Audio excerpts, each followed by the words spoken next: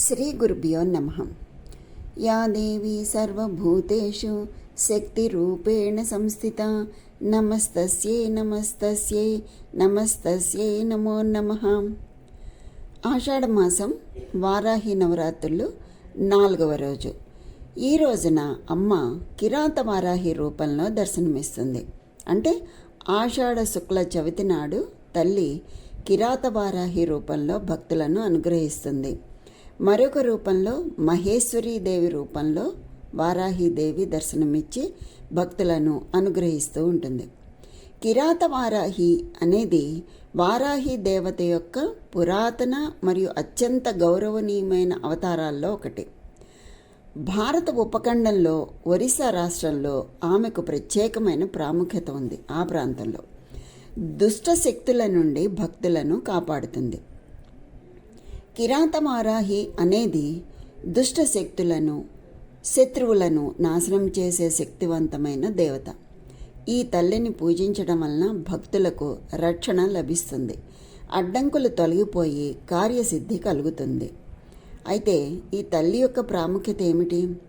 కిరాత వారాహి దేవి శత్రువులను, దుష్టశక్తులను సంహరించే శక్తిగల దేవతగా కొలుస్తారు. అంటే శత్రు సంహారిణి.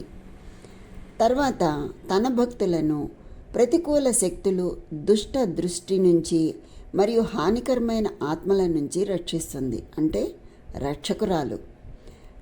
కిరాత వారాహిని పూజించడం వలన భక్తులు తమ పనులలో విజయం సాధిస్తారు అని నమ్ముతారు. అంటే కార్యసిద్ధి కలుగజేస్తుంది. ఆమె భక్తులకు ఎదురయ్యే అడ్డంకులను తొలగించి మార్గాన్ని సుగమం చేస్తుంది అని విశ్వసిస్తారు. అంటే అడ్డంకులన్నీ తొలగించే తల్లి. ఇంట్లో వారాహిదేవిని పూజించడం వల్ల ఇంటి చుట్టూ రక్షణ కవచం ఏర్పడుతుందని నమ్ముతారు. ఇది శత్రువుల నుండి రక్షణ కల్పిస్తుంది. అంటే ఈ తల్లి శత్రువుల నుంచి అందరినీ రక్షిస్తుంది అని. వారాహిదేవి తన భక్తులకు ధైర్యాన్ని, విశ్వాసాన్ని ఇస్తుంది అని చెప్తారు. అంటే ధైర్యం, విశ్వాసం ఇచ్చే తల్లి. కిరాత వారాహి మంత్రం షట్చక్రాలని జాగృతం చేయటానికి ఉపయోగపడుతుంది.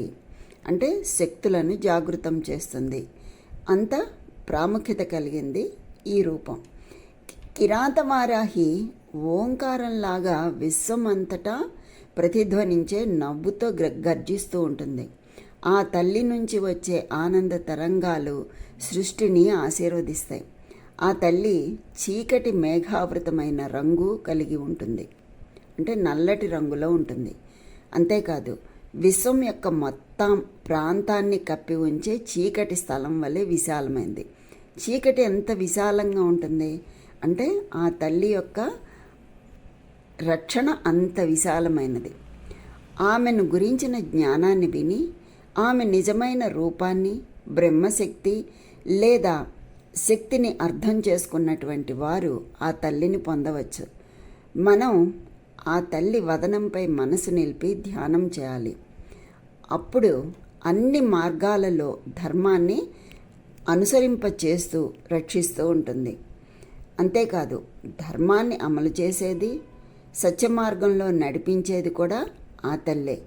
ఇంకా మన చుట్టూ ఉన్నటువంటి అజ్ఞానాన్ని, భ్రమలను తొలగిస్తుంది.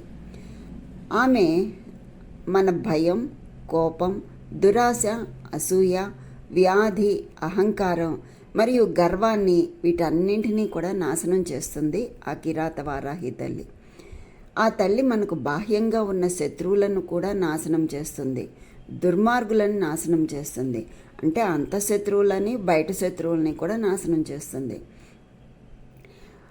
వారు అంటే భక్తులు ఆ తల్లికి ఆరాధకులు అయినప్పటికీ కానప్పటికీ ఆమె తన అపారమైన దంతాలతో మనందరినీ రక్షిస్తూ మరియు అన్ని కష్టమైన, అసాధ్యమైన పరిస్థితుల నుంచి మనల్ని బయటకు తీసుకువస్తుంది, రక్షిస్తుంది. కష్టమైన పరిస్థితుల నుంచి బయటకు తీసుకువస్తుంది అన్నమాట. అంత గొప్పది ఈ తల్లి ఉపాసన.